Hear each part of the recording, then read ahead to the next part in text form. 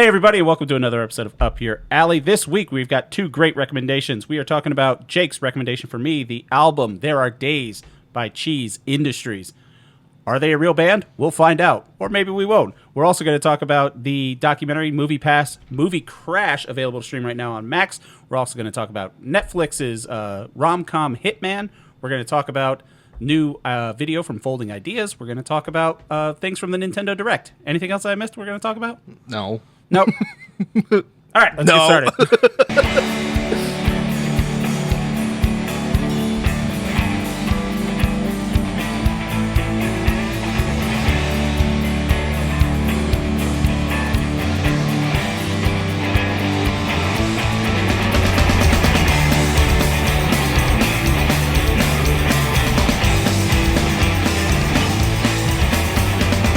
I like how we took a week off and then we came back and realized that the microphones got messed up at some point.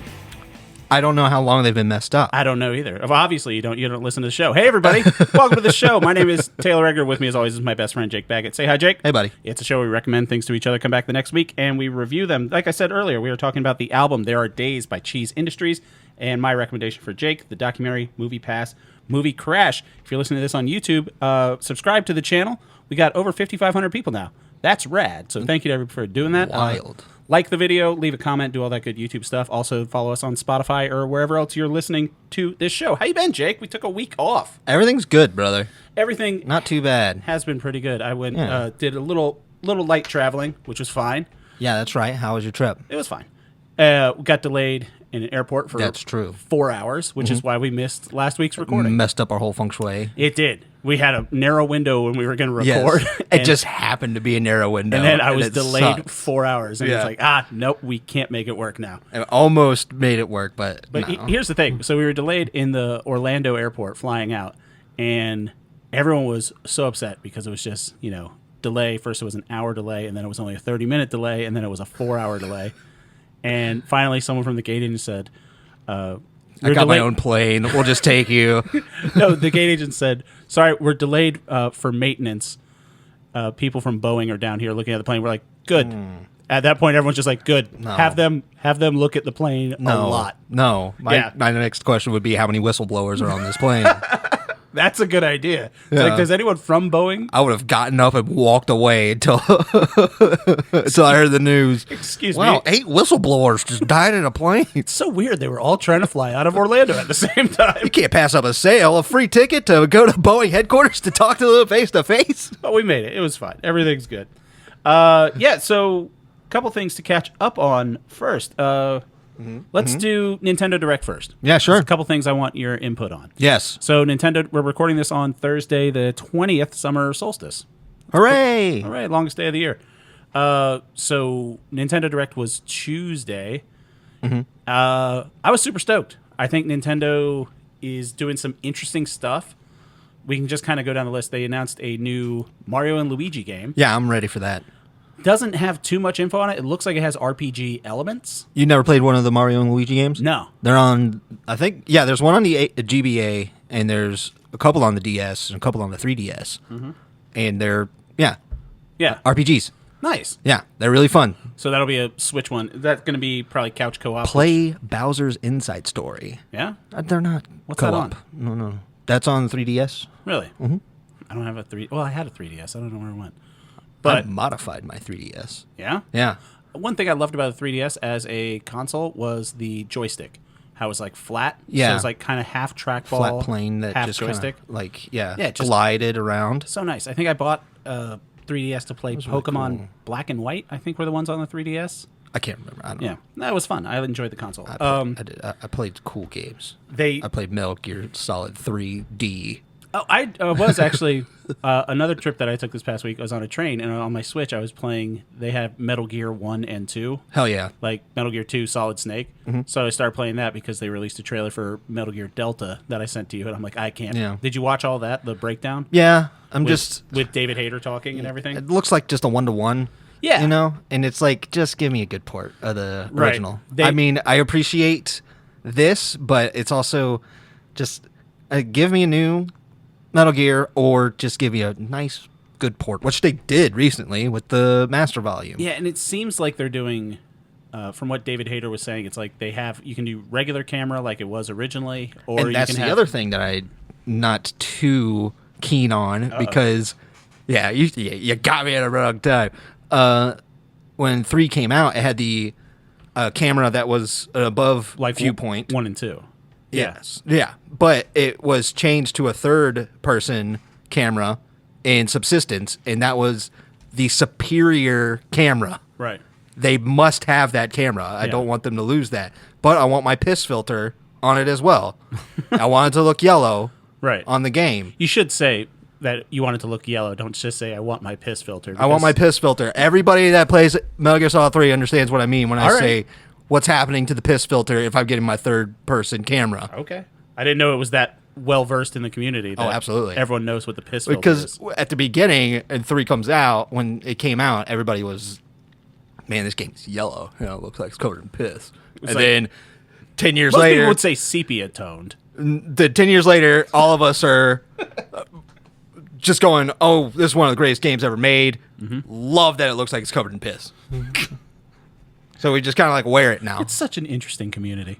But Nintendo, they have a remake of Donkey Kong Country Returns, which looks fine. That's what I'm talking about. I would appreciate, just a nice port. Yeah. A good hearty port for it. I think the 2 most interesting ones... Or you do something drastically different. Not even drastically, but like Resident Evil 4 when they remade that one. Right. They made a different experience. Ground-up remake. That was like, cool. Good job. Yeah. Do that. But they're not. They're not going to. Yeah, that's it. So they announced a new Metroid, or Metroid Prime 4. I haven't played any of those. Neither have I. But I should. I love Metroid games. What I have heard is that it was rumored that Metroid Prime 4, which has been in development for a long time, was going to be a launch title for the Switch 2. Which, I mean, the game looks good, but the Switch is kind of maxed out as a console. As far as I know. Like, last time, I can't think of a game that's come out on Switch where I'm just like, holy shit, this looks great. I mean, I'm going to say I've seen a lot of game reveal trailers where the game looks too good to be true, and then it is, and then they scale it down for every console since PlayStation 3. Yeah. So... When I see a really good trailer, I'm not like, oh, that's going to kill the Switch. Yeah. They're like, no, they're selling the game, and then they're going to scale down. Oh, so you think it might be a thing where it comes out on It might come out for Switch 2. Switch. Yeah, but it's coming out for the Switch. I think Breath of the Wild came out on Wii U as well. Yeah. Which, it's fine. I never had a Wii U. I think it's the only Nintendo console I played once on the Wii U. Yeah. It was one of the new Super Mario Brothers games. Yeah. And I got to play with the pad, and you could press on the screen to make platforms. It's fantastic. I'm sure it is. Like, it helps and it hurts. It's literally, I was just thinking, and I have my Virtual Boy over there on the shelf. It is the only Nintendo console I've never owned in my entire life. Yeah. Yeah. That's interesting little gadget. Yeah, that's fine. The one I think I'm most excited about, speaking of using the Switch for what it's good for, is Legend of Zelda Oracle of Wisdom. Hell yeah. This game came out of nowhere. Happy it looks like the Link's Awakening game. It made me want to play the Link's Awakening remake. I never played it. Oh, it's wonderful. Yeah. That's one of my favorite Zeldas. Not that version. Well, I mean, that's a great version. But, yeah, that was my Game Boy game. But I think it's fun that they put out that game just to kind of build that engine, that cartoon-looking engine. And then immediately after they did... What I like about Nintendo is since everything's so in-house, this game's coming out in September. And this is June. Oh. It's the first we're hearing about it. Yeah. So they can make that engine that they made the Link's Awakening remake in. And they're like, let's do something. What else can you do? And they're like, all right, well, here's this item creation stuff we were working on with Tears of the Kingdom. And they're like, great, let's put this in that. And so it's kind of like a little... I hear what you're saying, yeah. Minecraft-y... So basically in the game, if you haven't watched the trailer for it, you play as Zelda. That's fun. I think they should have called it Legend of Link if you're playing as Zelda, but that'd just be kind of cute. Stop. That was taken from the internet, and that's a good one. That's a good one. But you can learn echoes of things, so you can learn, like, this is a table. And she's like, sweet, table. This is like a table. It. I might be able to use that later. And then she could just make a table wherever she wants. And what's the Zelda guy? Link. No. No, Eiji Onuma, the director of all the Zelda games, he's basically saying every player that plays this game is going to be able to play a different way. Yeah. Because it's kind of like has that open-ended puzzle solving, kind of like Portal, where you're like, here's all the tools that you have. Well, it's just like Tears of the Kingdom. Yeah. We're just solving your problem. But they're Here's just putting your that in that toolbox. 2.5D Yeah. Zelda thing, which I'm all for. You're right. It's really cool that they make an engine and then they make a game off of it, and then they're like, the sequel needs to run on. We can make a sequel out of this engine. What are the limitations, and how do we work around it to make another game out of it? Right. They did that with Breath of the Wild, and Tears of the Kingdom was awesome. So Right. I'm feeling pretty good. Yeah, and I'm really looking forward to this game. Like I didn't think They I would did be that stoked with about Majora's Mask, and that was one of the best games ever made. So I know you love we Majora's go. Mask, but yeah, I think it's super cool that Nintendo's doing that. So I'm actually stoked about some video games coming out because I've been playing the Mad Max that I bought for $5. what was that name of that game?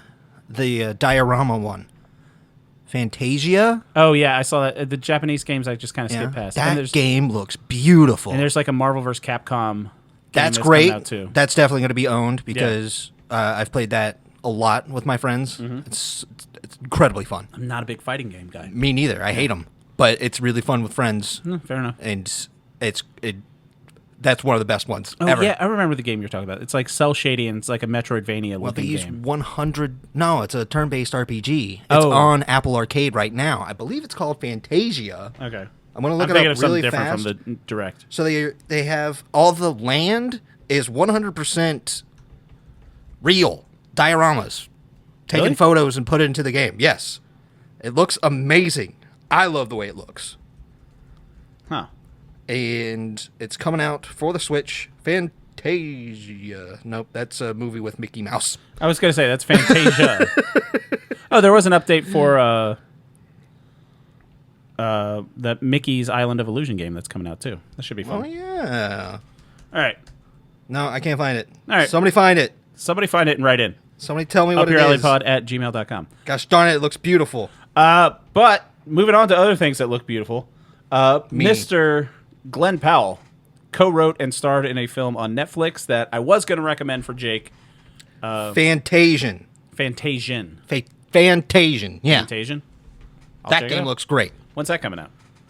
I don't know. I don't Just pay vague. attention to that Yeah. at all. Zelda's in September. I'm stoked.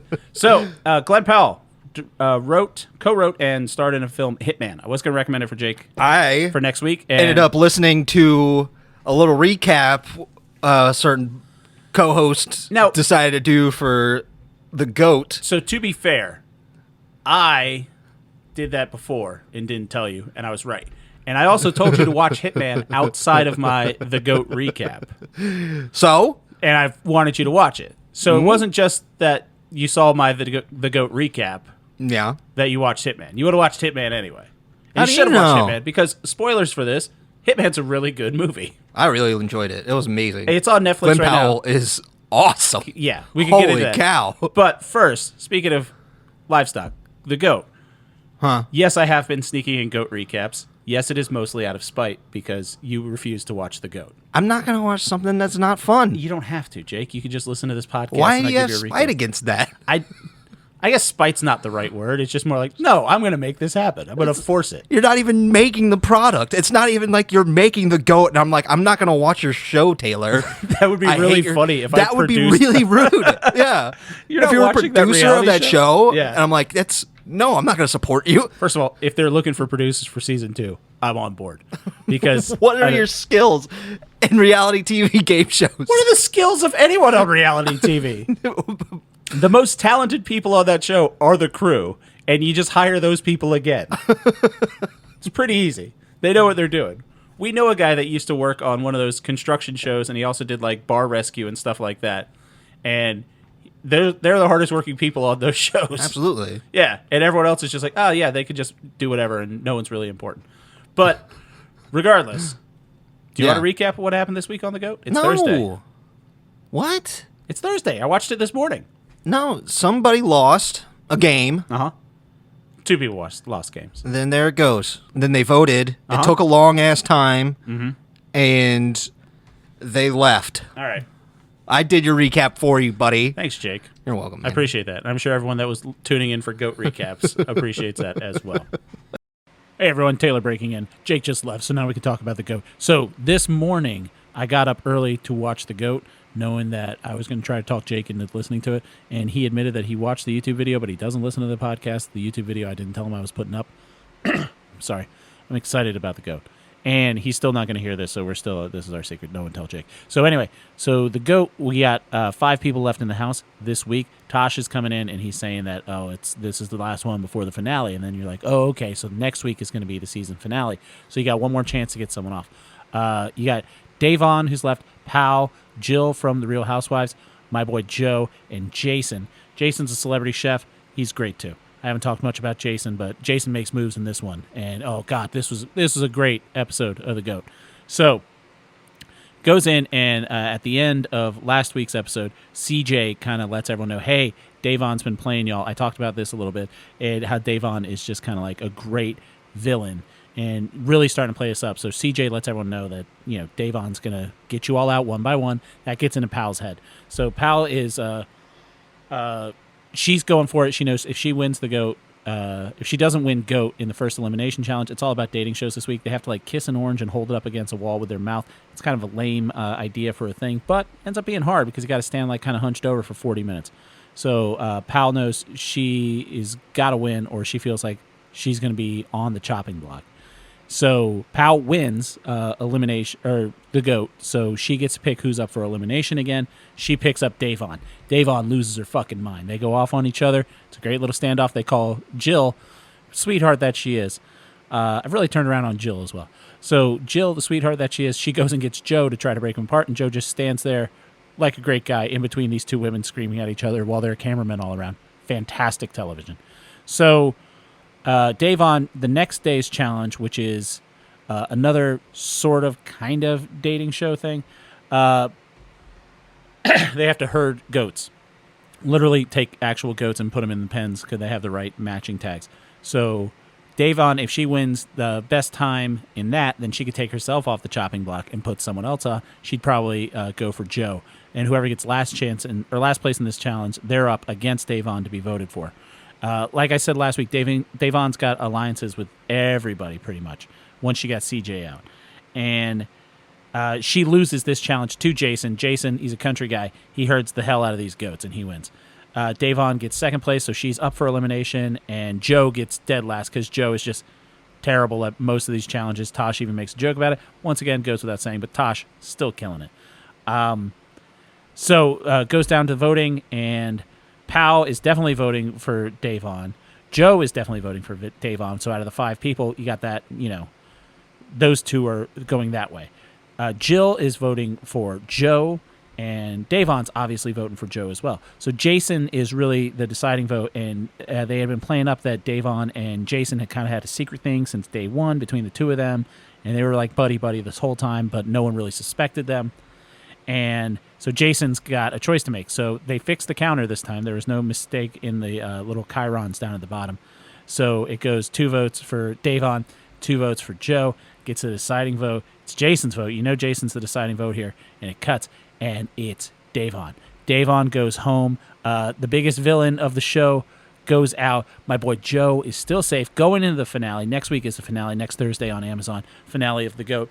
I don't know how it's going to play out. I have been thinking that maybe I'm just into reality shows and I didn't know it, and that's kind of a disturbing thought based on my own personality and what I thought I knew about myself. But also, what did I miss? Because some of this stuff might have been great. Write in upyouralleypod@gmail.com if some of this reality show was fun, because I think I'm all in. Davon you get to give a little speech after you get voted out of Goat Manor, and I was expecting it to be like a big, fucking, what's his name, Scarface in Half Baked, just like a fuck you, fuck you, fuck you, you're cool. Wasn't that at all. She was like, oh, I really enjoyed playing with you guys. I won GOAT 3 times, blah, blah, blah, blah, blah. She's like, whoever wins this, everyone's going to talk about, well, Davon was the best player in the game. And I turned around on Davon, too. I was like, good for her. I thought she was the villain and she was manipulating everyone. It's like, oh, no. She was just playing the game and she was actually having fun playing it, and she knows when the camera's on her. I'm like, fucking top-notch Davon as well. For the finale next week, it looks like everyone's coming back. Joe gets kind of into it in the next promo on next week on the GOAT, whatever. With Letitia, that one of the girls that he helped kick out, that they thought they were buddy-buddy, all that stuff. It's going to be a great finale. Watch the GOAT so we can talk about it. Email me about the GOAT if you're watching it, because Jake doesn't check the email either. So that could also be our little secret. All right, so back to the podcast already in session. Thanks, guys. Tosh is still great. So, Hitman. based on kind of on a true story about this guy, Gary Johnson. He works with the New Orleans Police Department. Basically, when people try to hire a hitman, the whole conceit of this is hitmen aren't real. Yeah. And people just think they are, so it's used as just a sting operation for the cops where you try to contact a hitman. Glen Powell's character, Gary, kind of acts as any kind of hitman that he thinks you're going to want to see. Yeah. Plays into what you think a hitman should be. He falls in love with playing the character. Right. So he just turns into this whole... A character, there's great... I think the first 30 minutes of the movie are just that, where he's trying on different characters, and like at one point he's like a Russian guy in like the black leather trench coat. Yeah. One time he's like a redneck guy that's like shooting guns. That was amazing. And I would have watched a whole fucking movie of just that. Yeah. If it was like a master of disguise situation of him just trying on different things. Glen Powell having so much fun and doing such a great job. I got to say this. Delivering these snippets of fun characters. Yeah. It's great. And it's just like little bits. And him being a co-writer of this movie, I will say this. I'm all in on Glen Powell now. I think the first time agree. He came to my attention, I think, was probably Top Gun Maverick. Haven't seen it. Where I'm like, who's this guy? Yeah, he was new Val Kilmer. Yeah. And I know he'd been he's in that new Sydney Sweeney one that's on Netflix too, with Anyone But You. Yeah. And I'm probably going to go back and watch that movie now, because that's when Maverick? I was thinking, who is this Glen Powell character? Because wait, Top Gun or Anyone But You? Anyone But You. Because you love a good rom-com. Another like reason rom-coms. I recommended this. I'll do that. I love a rom-com too. And there was a time when Emma Stone and Nathan Fielder, when they were promoting their show. Yeah, The Curse or something like that? Yes, The Curse. They were dressed up just like Sydney Sweeney and Glen Powell in a picture from when they were promoting Anyone But You. Yeah. And Glen Powell was really running with it. You know, and I was like, who's this guy? He's having fun. I like this. Yeah. And now I watch one of his movies, and he's really good. He's great, and he co-wrote this movie. So, thumbs up. Yeah, I don't want to spoil it because there are some twists and turns. Well, I would say what I enjoyed is the beginning of the movie. He's sitting down. He's alone and stuff. He's got two cats. Their names are Id and Ego. Yeah, because the whole thing is he's a college professor. He's a psychology professor. Right. I got it out. Criminal psychology and shit like that. The whole conceit of this movie is how if you change who you are, is who you are now, the person you are, and what happened to that person that was inside of you. Yeah. And it's a bunch of his character feeding his id, feeding his super ego, and becoming these characters when he hasn't been doing that to himself. That was the whole bunch of fun for me. And there are some like Jekyll and Hyde moments in it too, where he switches between kind of personalities, and he fucking crushes it. Like it's all wonderful. In, and I will say this. It's got that Linklater touch to it, man. Oh, yeah, we didn't even mention that. It's Linklater who did Dazed and Confused and School of Rock and fucking Slacker and Scanner Darkly. I told you to watch. Did we do Scanner Darkly on this? No, we did the other rotoscope thing. We did the Dream one. Waking Life. Yeah, Waking Life. But, yeah, and I will say this. Glen Powell movie coming out this summer. Are you going to come see Twisters with me? That's the only reason I'd see Twisters. So now you're in on Twisters because of Glen Powell. Yeah, I'm kind of in on movies again. Ooh. I'm kind of getting back into being like, I want to see a lot of movies in theaters. Right. Again. You know? I was on the plane. I tried to take a picture, but I couldn't. But the screen's on the plane. On one side, a dude was watching Madam Web. And I just kind of saw him sitting there. And he was watching it. Like, he was like staring at his screen. And then eventually he pulled out his phone. It was just like looking at stuff on his phone while the movie was playing. And I could just see him like look up every now and again and just look confused because it was being able to see the whole range of this is what a person watching this movie. Like you start watching it and you're like, huh.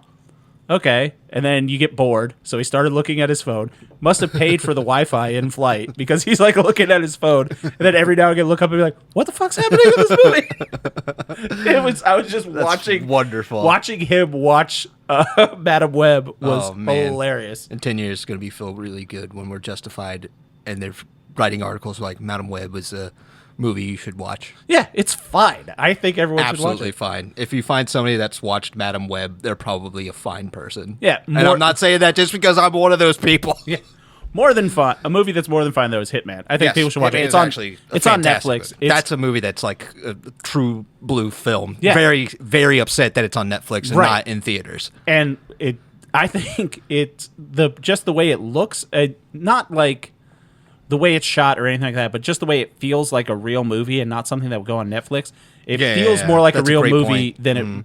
than the fucking Rebel Moons do, which I love. And they're releasing the director's cuts of Rebel Moon. That what a nice little gig you got going on where you can make one movie twice. Yeah. And just tell people I've done it again.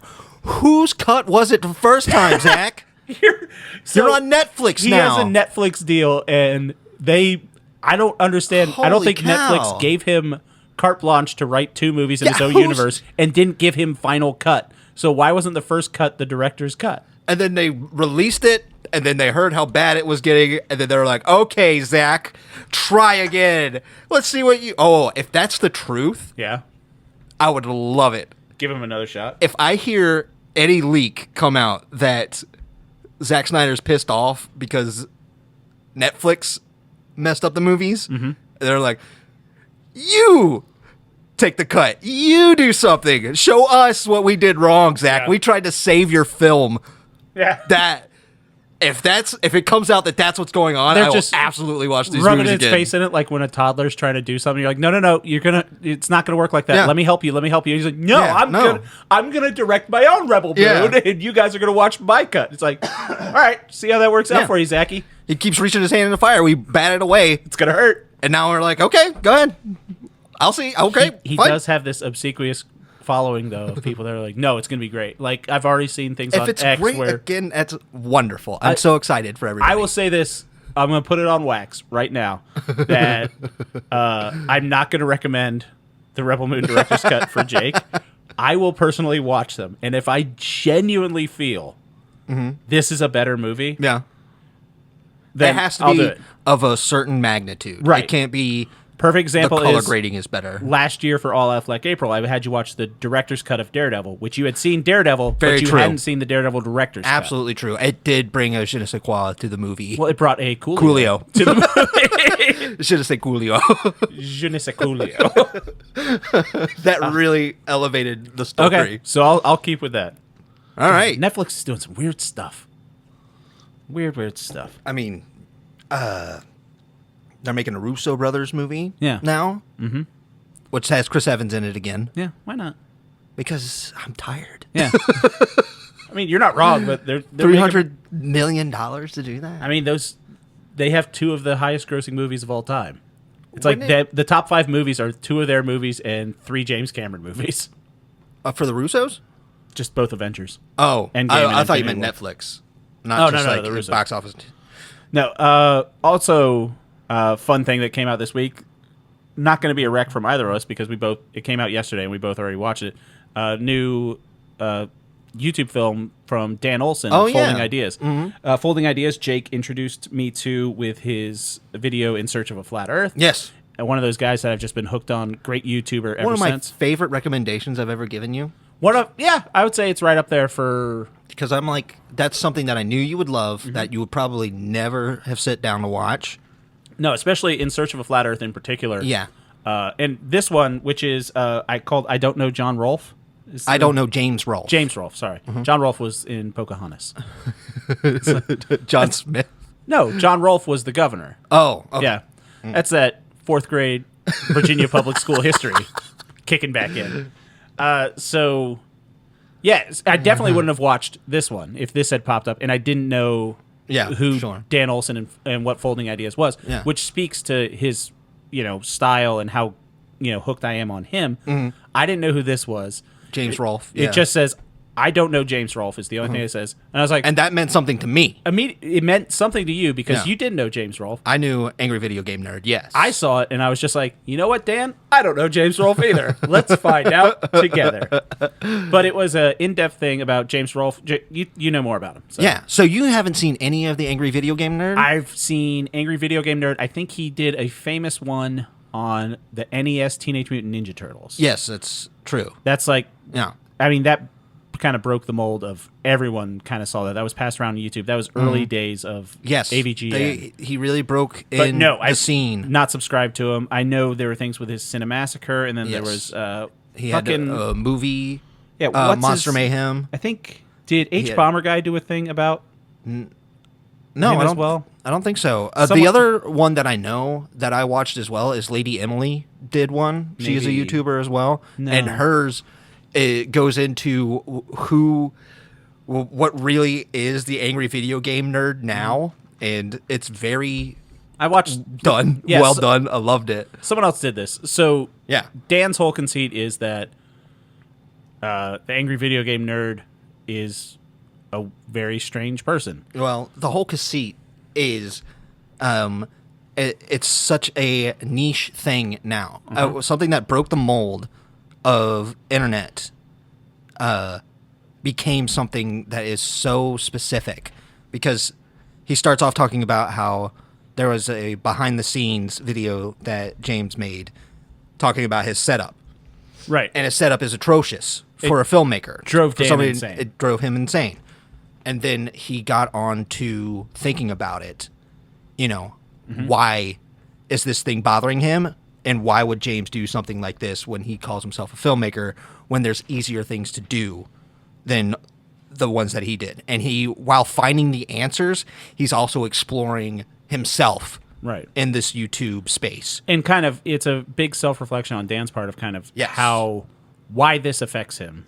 And he does go a little crazy at the end where James has a thing about a camera setup where he just has like piece of wood drilled into it. Yes. And Dan's just like, a base. Why are you doing this? Because he made a clamp for this camera. You just drill a hole into the board, and then you could bolt it onto the board, but he has it clamped down vicariously by these little lips that come off the side of the head. And so he has wood glued together to make a clamp. Not even glued, screwed down, which is like, that's a lot of work. And he's like, it starts to make sense when you look at the size of the studio that he's working with, and which is the frustration that would come with something like that. Right, and the studio he's operating in now was a rebuild of the original studio that was like done in his garage. So exploring that, he's like, that's something that's plausible, but we don't know if that's true. Like, that's why James did that.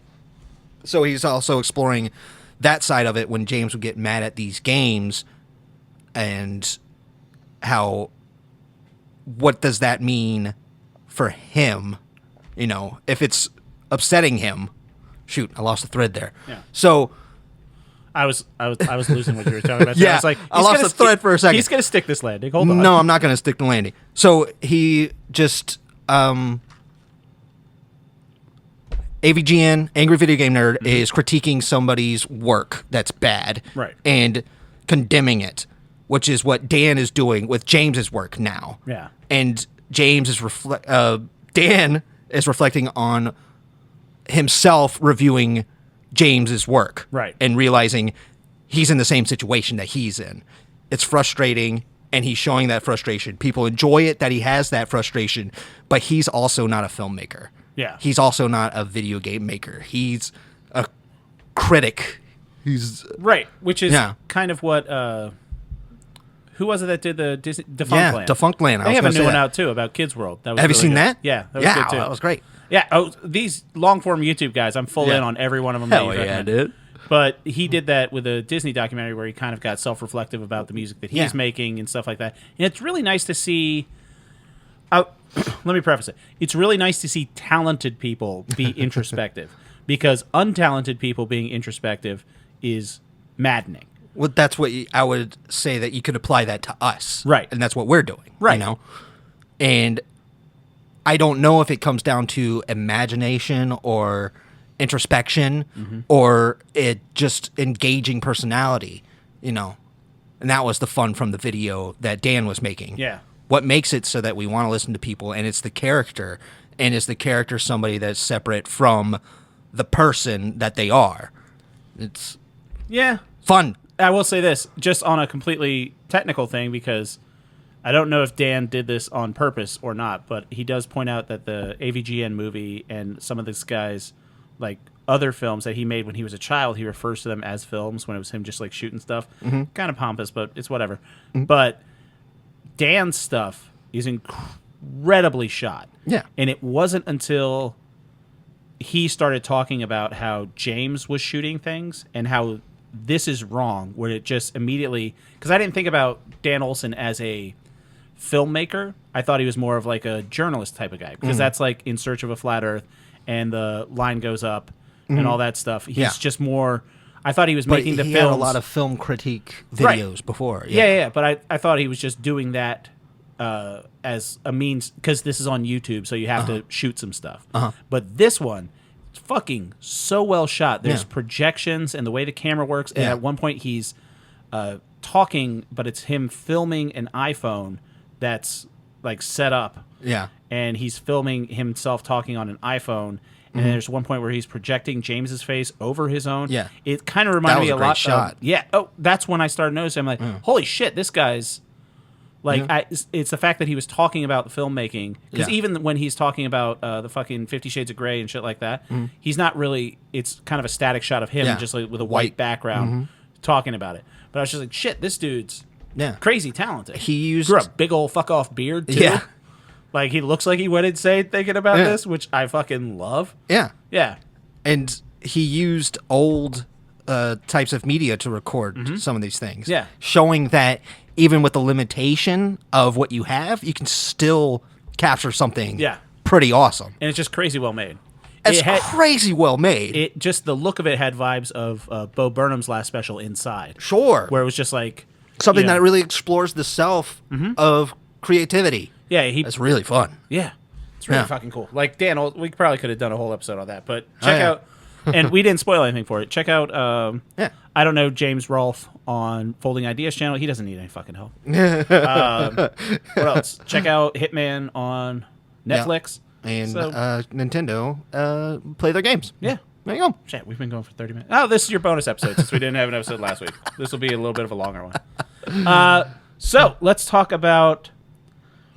I don't know which one first. I don't see. Here's the thing. I thought yours was definitely going to be first, and then we got some news today. Yeah, that kind of changes it. All right, so let's go to Movie Pass. Let's talk Movie Pass. Okay, Movie Pass Movie Crash documentary. It's available to stream now on Max. It's about Movie Pass, which was a service for a couple. In your drink. There's a bug in my drink now. Yeah. No, it's on the side. See. Oh, it's not in there yet, though. Yeah, that's why I want to get to you before you drank it. Good looking out, buddy. It was me helping you out. Really? Yeah, man. Oh, we need a camera for this. That would have just been 2 minutes of me staring at your drink, being like, Taylor's saying something. I really hope he's not addressing me. God dang bug in his drink. So, Movie Pass was around from 2017 to 2019. It was a subscription service. You could pay $9 a month. You could go see one movie a day, any movie you want. I knew I wanted to watch this documentary, and I knew I wanted Jake to watch it because one, he's not searching Max for documentaries the way I am, and also Jake and I have very fond memories of Movie Pass. Yes, this was at a time when Jake and I were both just trying to see a bunch of movies. It was before we started this show. We had a bunch of time, and I was working a job that was pretty much a 9 to 5. So there's free time for me to, it's like, hey, it's a Tuesday night and nothing's going on. Let's go see a dumb movie. Yep. And then this magical card comes along, which is perfect timing. Hey, you can go see dumb movies. And it was so cheap. And both of us weren't like, what a great idea. We were like, oh, let's ride this until the wheels fall off. Right. There was already... Because I think we were pretty early adopters to. I'm not trying to be like snooty, but as soon as we heard about it, we got it. You told me about it, and you're like, "Hey, you got to get this," and then I signed up for it. Yeah, we weren't of the 70,000 that started, right? But as soon as the word was out, we were on that. And also because where we live, I think there was like not all the theaters around us had it. What, Movie Pass? Yeah, we had the originally, and we had that Regal that just I mean, it was there for a couple years. But then they clamped down pretty quickly. Like, I think we had a good 6 months before it started getting frustrating, and then we just stopped because it wasn't worth the hassle. Yeah. I think it was Happy Town Murders with Joel McHale. Yeah. Was the last movie that I saw on there. Did we see that? It was the only movie that you could see only at one time, and I was like, I'm done with it. Yeah. I'll cancel it. It's over. Yeah, well, we did get out before the company. Not like we had stock in it. But we stopped using it. That was something that I was realizing in the documentary was, oh yeah, there's a lot of people that invested a lot of money in this because they thought it was a good idea. Right. And I was like, that's wild. I think the first MoviePass movie I saw was The Meg. I think we went and saw the Meg because the Meg was 2018. I think we saw the Meg solely because we had MoviePass. That's a great point. Skyscraper. Oh yeah, well. Fucking. We watched that. We watched both those movies in 1 week. Yeah. Just to be like, we can. Yeah. And I think that was 2018. We're like, we should do a podcast. Yeah. It's like, nah. Skyscraper was. Let's wait like 6 years. Great. Yeah, it was fun. He stopped a big door from closing using his titanium prosthetic leg. When he had a prosthetic leg, I think Jake leaned over to me and said, I bet he's going to hit somebody with that leg at some point. We're not talking about Skyscraper, but we could. I would recommend it to watch it again. I liked this documentary because it goes into a lot of the behind-the-scenes stuff, and I knew it was a little bit of a business documentary, which Jake's not a big fan of. Yeah. You don't like big business, but Jake does love when Yeah. business schools fail miserably. I mean, that's always nice, isn't it? Which, at the end of this, there might be some potential consequences for these people because they're still awaiting trial and shit like that. We'll see. So, MoviePass, if you didn't know, it was started by two guys, Stacy Spikes and Hammett Watt, which I didn't even know it was them. Yeah. It was two African-American guys that started this company. And no Stacy idea. seems like a rad dude. Yeah.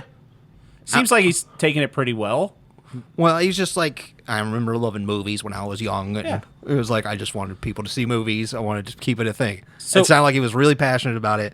And he was also an entrepreneur type, which, that's a red flag for me. He started his own film festival because, was it Sundance where they said we're not really showing black movies here? Mm-hmm. And so he's like, fuck you, I'll start my own. Yes. And I was just like, good for you, man. Like, Hell yes. Go do it. That's a movie nerd. Yeah. Entrepreneur. Yeah. That's a fine little mix for me. It's like the guys that started Raising Cane's, which I went to. For the first time? No. I've been to the original Raising Cane's. Oh. No, but those guys were business majors at LSU, and they had to start a business. Like the project was start a business with the lowest amount of overhead where you could turn the quickest profit. Yeah. And they got a failing grade, and the professor was like, no, this isn't going to work. They're like, fuck you.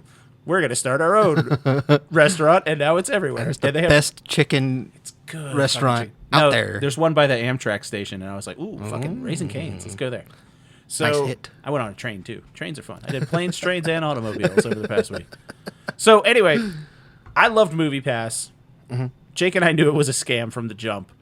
I didn't think it was a scam. I thought it was just not going to work. Well, also, when it came out, I thought it was one of those things where, like, because now they have Regal Unlimited, which is like $20 a month. I still don't pay for it, but I kind of get how that makes sense for an average consumer. I like the way that it pushed the market to having movie theaters create these things. Right. It's a disruptor, like they really, like to say. Yes. In I business really lingo. wish that it didn't fail. Right. Just so that it could stay out of the theater business and just be 100% independent, working for the customers to get them the best deal out of this thing. Because probably could have gotten so much cheaper out of these people. No, did you see Sony is buying Alamo Drafthouse? Yeah, I don't know. Yeah, I don't know. They could go watch Madam Web. Yeah, we could probably make a bunch of people go watch Madam Web. That'd be fun.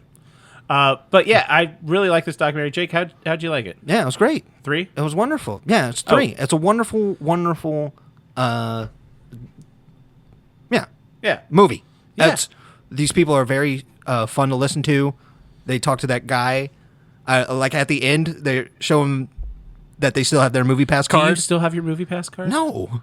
God, gone. I looked for mine because I was like, as soon as you heard it on the eBay, so it was like it's going for like $2,000 on eBay. He was like, "Yeah, I'm never gonna get rid of this." He's like, "It's going for like $2,000 on eBay." He's like, "This is going on eBay tonight." That guy was so funny. I wouldn't be surprised if next time I move or something, I find it. Yeah, because I don't think I threw it away. Why would anybody buy that? No, but just for me. I know. I'd keep I'm my just saying. because it was Oh, nice. you'd keep Like it? MoviePass now, like it would be just on your phone. Like everything's on your phone now. But back then, it worked. You had a debit card that they mailed to you, and you would go and it's like, hey, I'm outside of this theater in DC, and I want to see The Meg. And it's like, okay, how much is that? It figures out, it's like, that's $10. It puts $10 on that card, and then you pay with that card. It's a lot of extra steps than Apple Pay and stuff like that, which weren't really around back then. Yeah, but it was really easy because you'd be like, I'm right here, and like 20 minutes before showtime, and this was really... Pay for your ticket, and then there you go. I don't know about everywhere else, but I know this was also before a lot of the theaters around here went to assigned seating and pick your seats ahead of time, which I'm 100% for. Yeah, because you know where I like to sit in movie theaters. It's right above the handicap row, so you got a little extra room. Spread out the ponies, and on the side so I can get out quickly. That's just me. Don't have to fight people for seats anymore. It's the most amazing thing.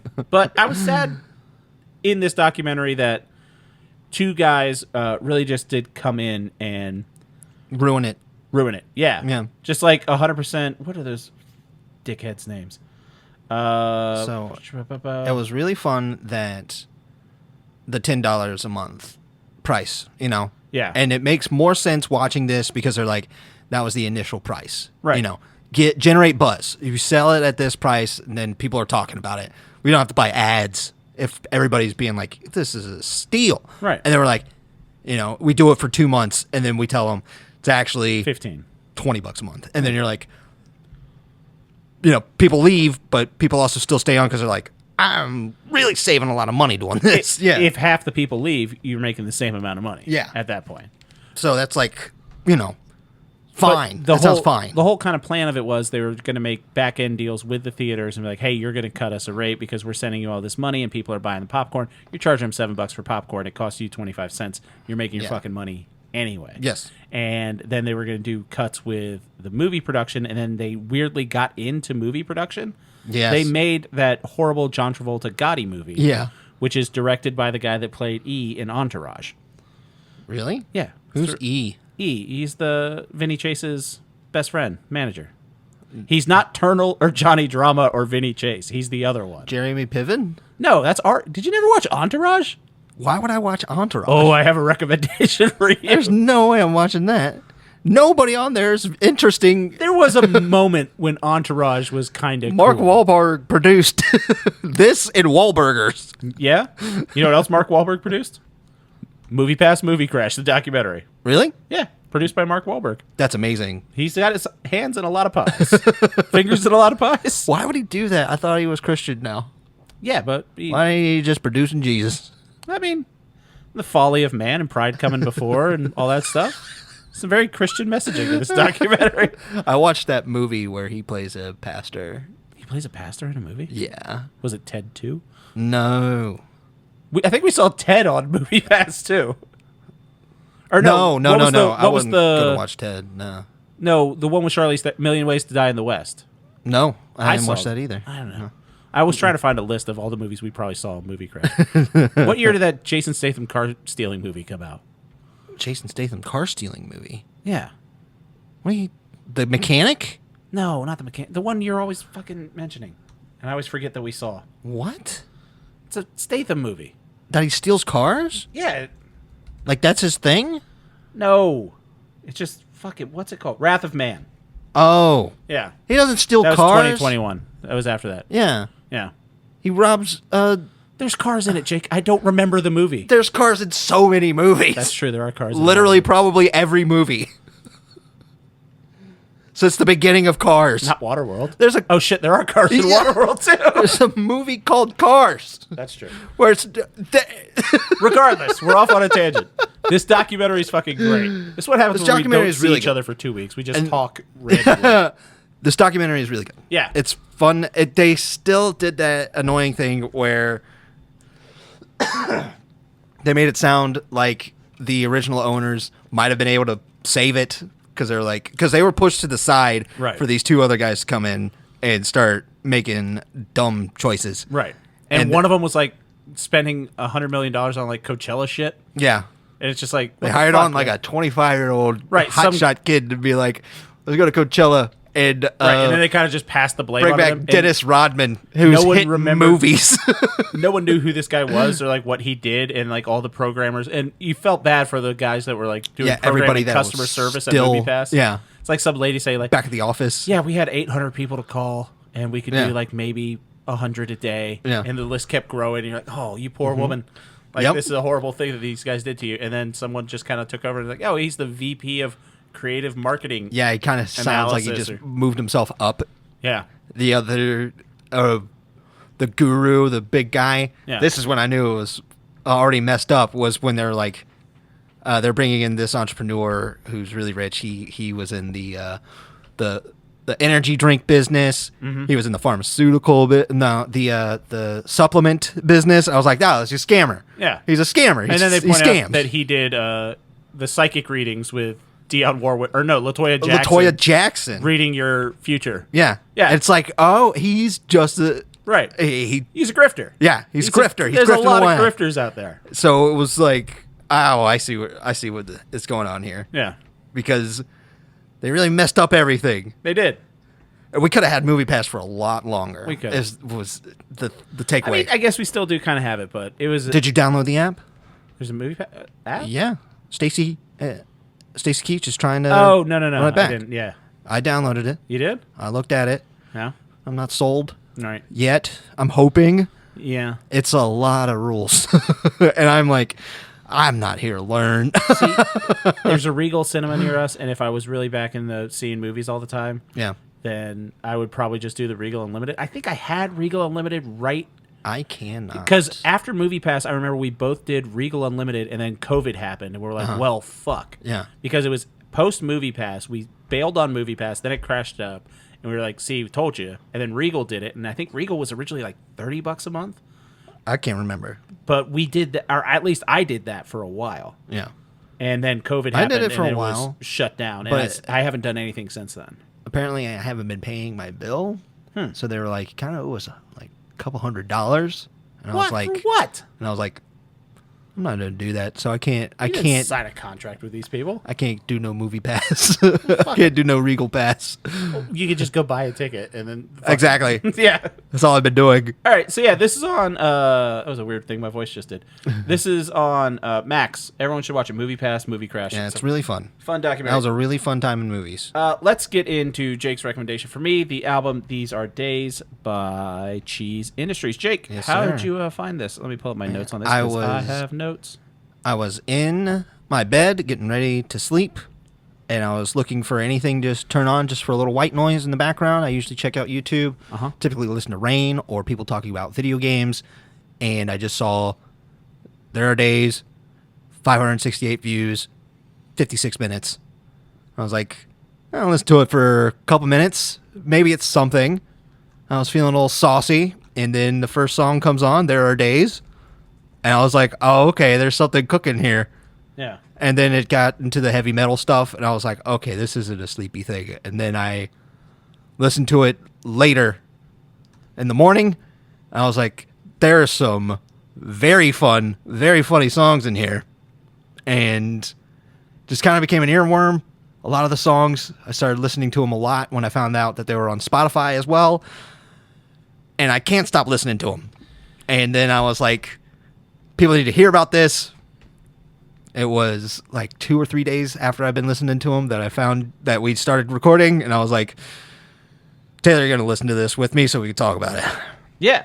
So I listened to this a couple times. We had the week off, and then I listened to it again. And then the album you had recommended, There Are Days, another album came out called There Are Nights. And There Are Are Nights. And I listened to that when I was on the train. I listened to them back to back.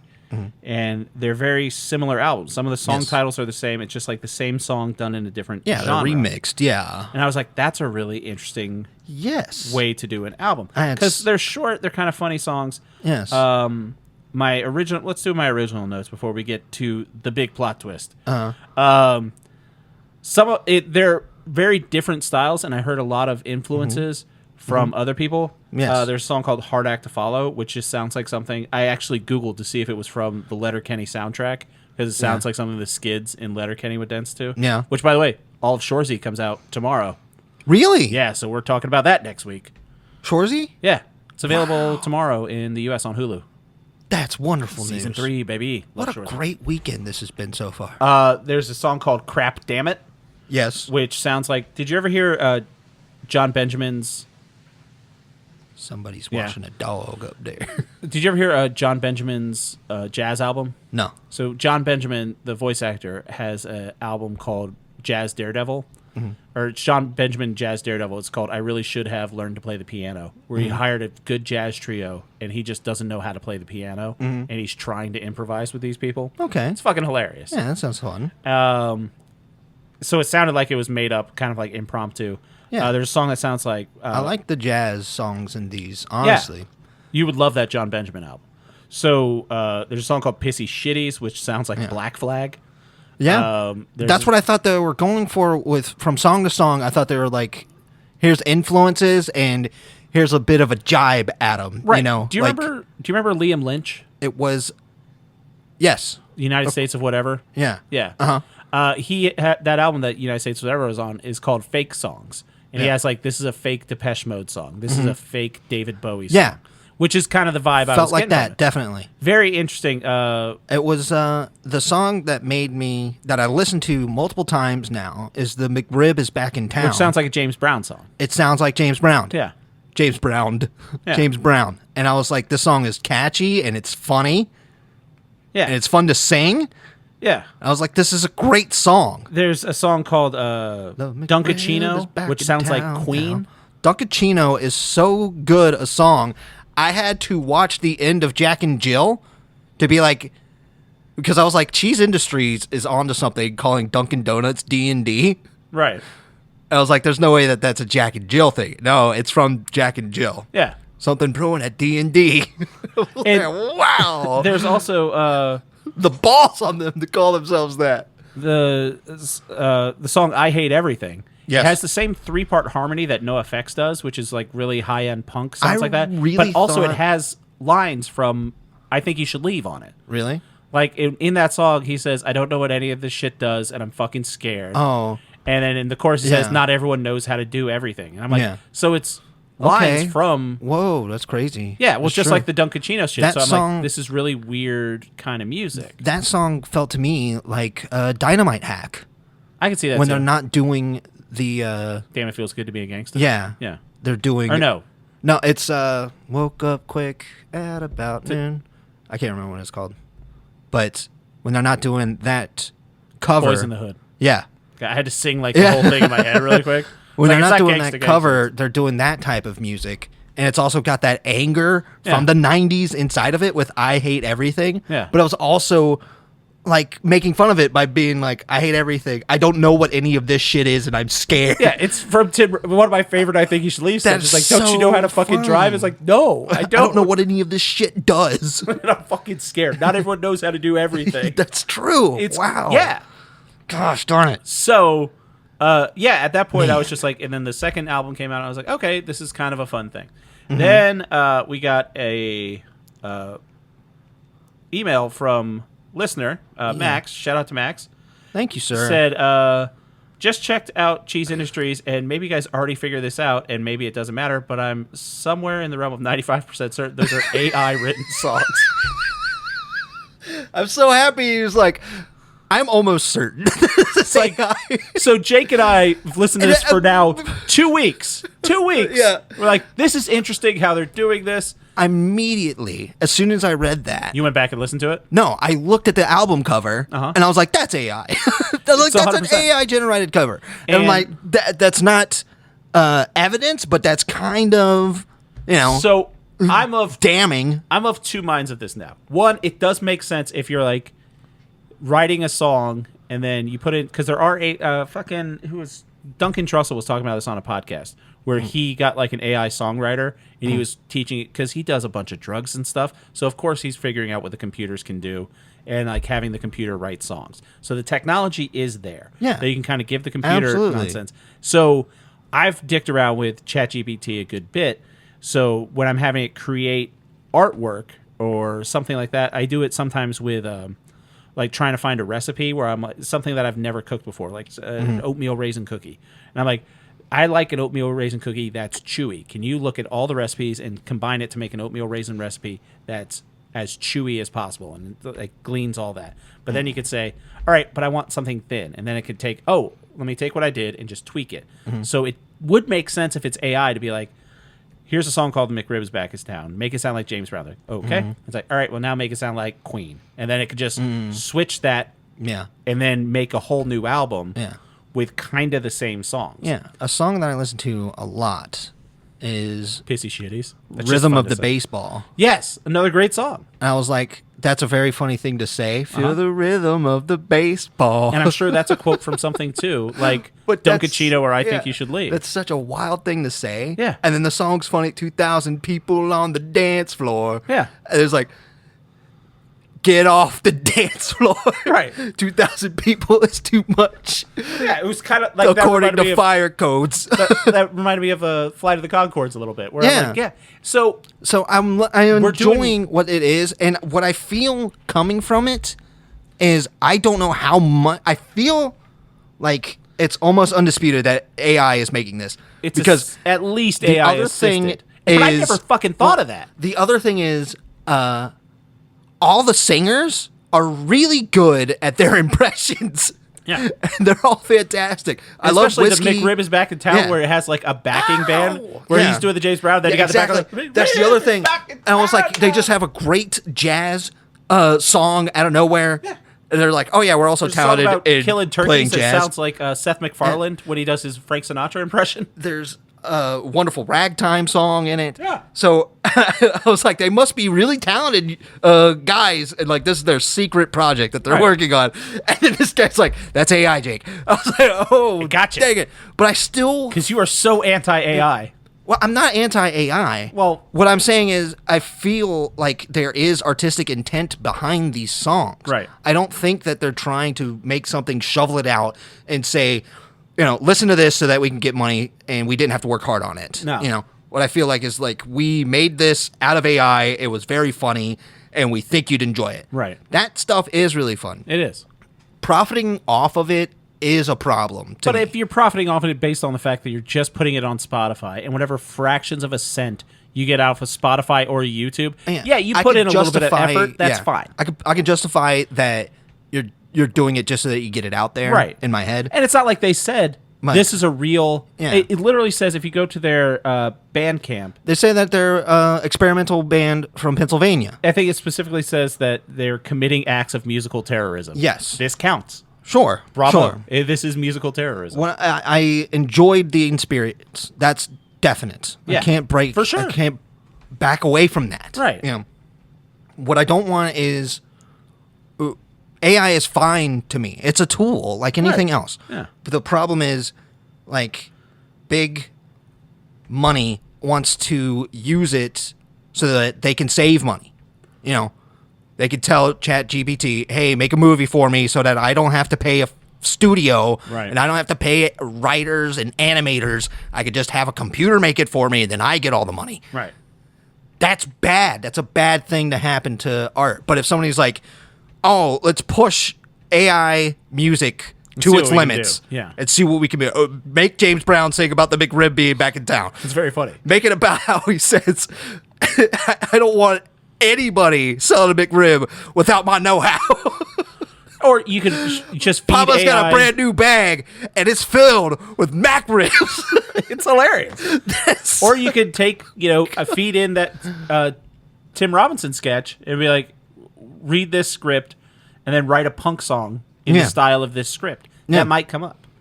Something like that sounds fine, because I've messed around with ChatGPT stuff. Also, the first thing I did was ask ChatGPT if this was AI, and ChatGPT says, I don't see anything that makes me think this is AI. And I'm like, that's exactly what you fucking would say, ChatGPT.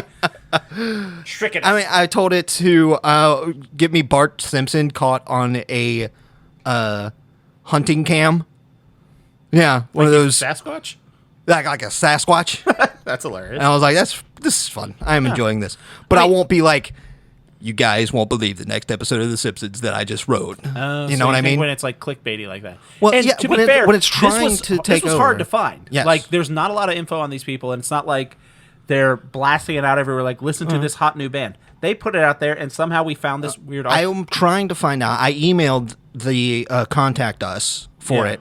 I tried to follow. It was Filthy Filthy Dirty Music or something. Yeah, like Dirty that? Filthy Records or something. And they said that they are affiliate of Hog Crank Records. One word. It means hog penis. I can't find anything on Right. Hog Crank Records. Right. Nothing. So it could just be one guy dicking around, Yes. making this. Which if you're that guy, Yeah. Let if us you're know. having fun, this is great. 'Cause I'm your having a shit's great awesome. time. Yeah. This is fun. it doesn't seem like he's making it under duress. It or doesn't anything like that. feel like it's Disney being like, here's a way that we don't have to pay a band. I don't think anyone lost their job because Yes. AI was used Yes. in this. AI is here to stay, is what I'm trying to Right. say. It's not what I'm trying to say. Yeah. But that's something that I can fully see as Right. it being something. I don't like that it takes art from other people to fuel itself. But if you're that making part's really something rough. yourself, But if you're messing around with it, if it influences you to create your own art out of it, that's kind of fun. Yeah. That seems fine to me. Whatever sparks inspiration is wonderful. But using that as your meal ticket, it's like asset flips for games. okay, yeah, that makes You know what I mean? If somebody else was like, here's a house, here's a rudimentary first person thing, and somebody's like, I take the house, I take that first person thing, it's called House Hunters, and then I'm going to sell it for $25. It's like, that's scummy and you're an asshole. Right. But if you're like, I can make this thing do a fun Dunkachino song that segues into telling you watch HD movies and TV shows. Right. Which was another one of their albums, watch free HD movies and TV shows. Yes. Or watch full And HD I thought movies. it was an incredible album title. And I thought it was one of those things where you're just going for SEO, where it's just like people will Google that and then I thought they'll that find was this. the opposite, where it was trying to be obfuscated. You can't find this easy. Same thing with naming it Cheese Industries. Right. It's really hard to type in cheese It's industries. hard to find cheese industry stuff. It's a hard lot of to stuff find. about brie. So that's what I'm saying, that there's like an intent here that doesn't feel like a corporate takeover. I forget what we were talking about, but one YouTube thing we talked about a while ago where I'm like, there's something out there right now that someone it was when we talked about fucking Lasagna Cat. Yeah. And how weird that was. Yeah. And it was deeply weird. And I was Yeah. like, there's something out there on YouTube that's like this now. Mm-hmm. That's someone's just putting out. No one knows about it. And then 10 years from now. Oh, a lot of us knew about Lasagna Cat, but Well, I I'm understand saying what you're saying. something Yeah. like that. That I didn't mean that specifically, but something Yes. that funny and that weird and that Yes. niche that 10 I years see from what now you mean. people will find and be like that. Could be Cheese Industries.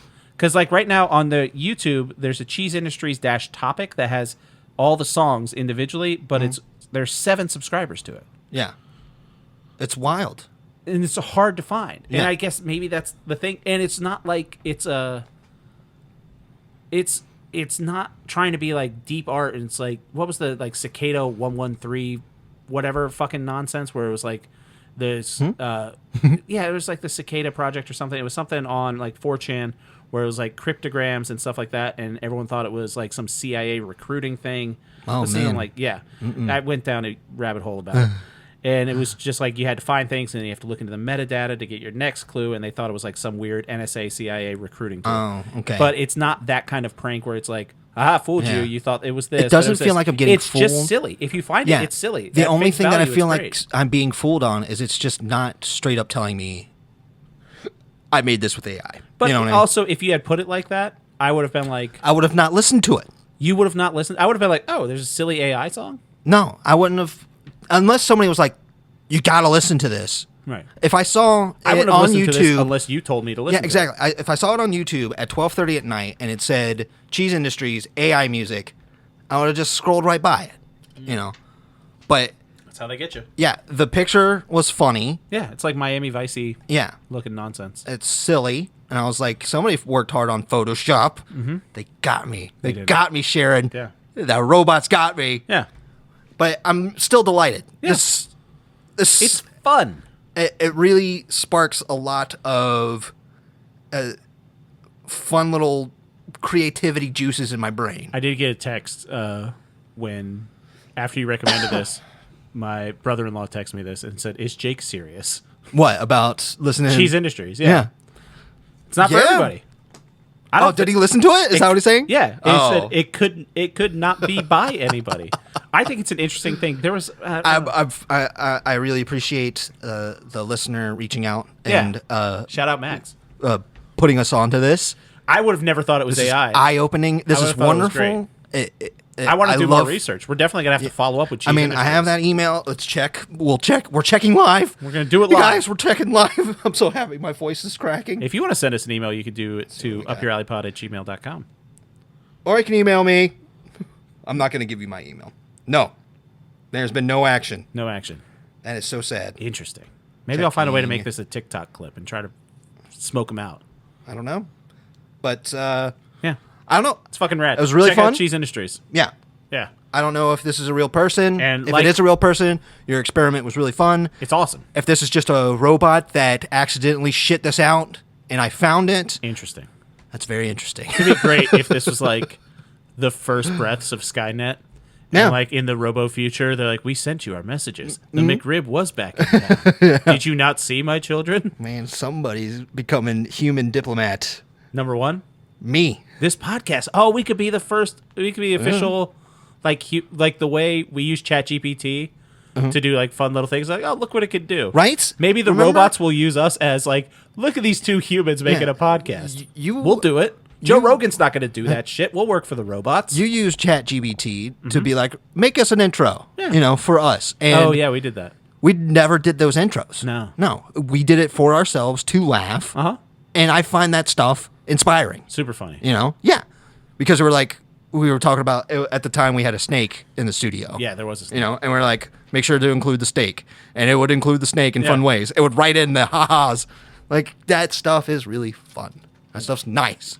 But also, you're on board for being the official podcast of the Robot Uprising. No, I'm saying me, myself, has noticed robots working and said, good job. And they're going to like, we're going to need a manager in the future Yeah. to make sure we're still doing a good job. You're gonna need someone to talk to the humans. Yep. We'll do it. And I'm like, oh yeah, I got it. I'll bring you along. No, I'm gonna sell you out so fast to the fucking robots. That's the thing about all my friends. Then we're gonna sell you out to the robots. Every single one of them are so ready to give me up to some type of creature. Well, mine's a mechanical creature. Yeah. But yeah. I got some that were ready for zombies. Yeah. No, as soon as they offer me the blue pill, I'm gonna yeah, plug me in. We're good. No. Yeah. We'll see how it goes. Make me rich. Do it, Evan. I'm just like Don't make me normal look guy. like Joe Pantoliano Why? with his Why? weird goatee. Make me look like Tank so I can say the words, believe it or not, you son of a bitch. And then I shoot you with a big laser gun. Good one. All right. Well, thank you everybody for listening to the show. Be sure to email us upyouralleypod@gmail.com. Also follow us on YouTube. Leave a like, leave a comment. Follow us on TikTok and Instagram If at you work Up Your Alley Cheese Pod. Industries, please reach out. If you know Cheese Industries, now I'm Yes. just baffled. If you have a picture of them, that would be great. I'm so glad this you've recording seen them- worked out Yeah. that we could do it like this. Because even in their comments, I they was- say that they have their first album that they're thinking about remixing and releasing again. So weird. Yes. And it's like, this is where you're killed, or this is where you're dead. This is where we killed you, something. I can't remember what it's called. But it's something, again, that's like, what are you? What are you doing? All right, so let's find out what we're. Oh, I forgot. Cheese Industries is a 3. We do rate Hell yeah. these because Oh, at yeah. one Movie point we Pass were- is a 3. Did I say We that? were, at one point we were scoring things. What else did we learn? Play Nintendo games. Nintendo's still doing stuff. Watch Hitman on Netflix and watch Dan Olson Folding Ideas. I wonder how many fucking views that has right now. All right, but let's find out what we're going to be talking about next week. Jake, what do you got for me? Hey, do you know who Eric is? Do Nope. you know a YouTuber named Eric? No. You're getting a part of the internet community now, and I want you to get some etiquette. Does that make any sense to you? Yes. Internet comment etiquette. Does Okay. that sound like somebody? So you're going to check out Internet Comment Etiquette with Eric. He's got a bunch of videos about how to write proper and considerate. Eric with a K. Yes, Eric with a K. He Okay. tells you how to write Anything in particular, Proper. or is this a blanket channel? the whole channel, but his new one is really good. It's videos to watch while you're eating food. Huh. He will teach you how to write. Oh, you know what? This popped up in my for you, but I Algorithm? never clicked on it. Yeah. Yeah. You're turning into me now on the webs. A little bit. Yeah, man. How's your algorithm looking? Fine, Danny. Show me Cheese Industries. Have you gotten Dirtman? No. You haven't gotten the Dirtman yet? This sounds awful. The Dirtman will get you. The Dirt Man is such a cool name. I know. That's the coolest name I've ever heard. So the Dirtman, it's a song. There's this musician, Carter Vale is his name, and he got me a song. At one point, he did a parody of a Taylor Swift song, the Taylor Swift song Karma, except it was like Kermit, and it was about Kermit the Frog, and it was just really funny, so I followed him.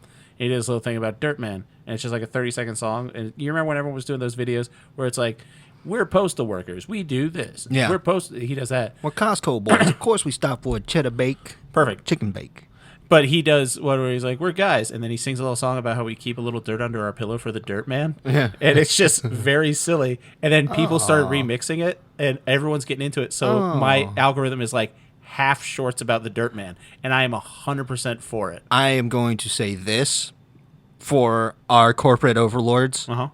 One thing that you did that I did enjoy was Grimace's birthday. And you got the Grimace shake, and the viral meme going around is people would take the shake, wake up covered in purple goo in the middle of a field somewhere. Wonderful. Top notch. Wonderful time. Top notch. Great time on that. Yeah. So, capitalism is great. just saying. Yeah. I'm not a stick in the mud all the time. I'm going to send you some dirt man, so the dirt man's in your algorithm. I'm looking forward to it. My recommendation for you, it's a twofer. 2 for 1. It's a twofer. So, a YouTuber short that for 2 for 1. I have recommended to you. I don't know if you've watched his newest one. Are you still following Ben from Canada? Mm-hmm. So Ben from Canada is a... Does he work for us? No. Okay. That's Jimmy. No. Not Ben. So Ben from Canada is a content creator. He's an editor. He's a little filmmaker. He's also a musician. I sent you a video of his years ago where he talks about how great of a movie Moneyball is. And he just breaks down Moneyball. Did I send that to you, or did I send it to somebody else? I definitely didn't watch a movie about. Great. Then you're so fucking in on this. So he has a newest one about a movie that I remembered liking at the time, but not even liking. It wasn't even my favorite by that filmmaker. It's just the YouTube video. It's at Ben from Canada is his thing. It's the vibes of Interstellar, where he just talks about Interstellar and like not as a movie, but just how the vibes of that movie. I don't think you mean literally the vibes, the vibrations. No, literally the vibes. Stop being a dick. Literally means not literally now. Why are you being so pedantic an hour and a half into this fucking I don't podcast? know, dude. I'm feeling it now. I'm tired. I have my Larry King stance You got going the on elbow on right here. So why don't you do that? And then also when he did this video, I'm gonna have to watch Interstellar now. It made me want to go back and watch Interstellar. I haven't seen it. You haven't seen Interstellar? Mm-mm. Oh, shit. No. You'll still appreciate this. I thought you had seen Interstellar. Regardless, he also has his music project, Business District. They put out an album, Lyra, and it's a little EP. It's like 20 minutes long. But listen to Lyra by Business District. It's on Spotify. And watch Ben from Canada's the YouTube channel, The Vibes of Interstellar. Also go back. He has a great one about Moneyball, which I know is one of your favorite movies. And it's one of my favorite movies because that movie... I don't say it was one of my favorite movies, but it's definitely a wonderful baseball film. He has a great one about Her, which is really good too. I know you love Her. I love Her. You watch his one about Her then too, because that's fucking awesome. What a good movie that was. Yeah. He's just a really good content creator. He breaks down Always movies. comes back to Scarlett Johansson with us. Well, she's going to be the voice of the robot overlords. That would be fine by me. Yeah, absolutely. They took it away from my ChatGPT. So yeah, Jake's going to check out Ben from Canada. I'm going to check out Internet Comment Etiquette. Ben from Canada album again is called Business District is the band. The album's called Lyra. Thank you everybody for listening. Jake, thanks for coming over. Love you, buddy. Love you, buddy. Bye.